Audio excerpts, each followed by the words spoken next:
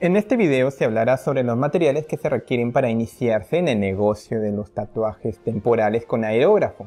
No es necesario que tengas lo mejor, pero lo que sí es importante es que cuentes con todo aquello que te permita trabajar con la mayor facilidad, comodidad y eficiencia.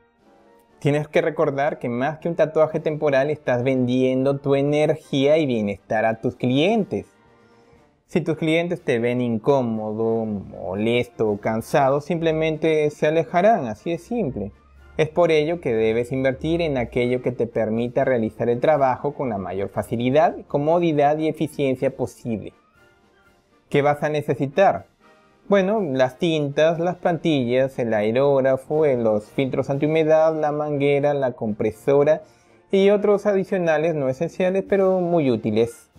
De cada uno de estos materiales hablaré en los sucesivos videos con mucho detalle. Bueno, vamos a los siguientes.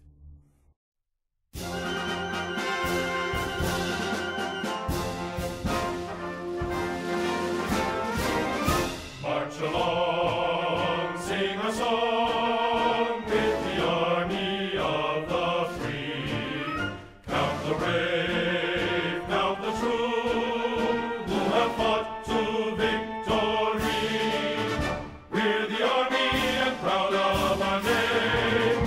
We're the army and proudly proclaim. First to fight for the right and to build the nation's might, and the army goes rolling along. Proud of all we have done, fighting till the battle's won, and the army goes rolling along. And it's high, high, hey, the army's on its way. Count off the cages out and strong.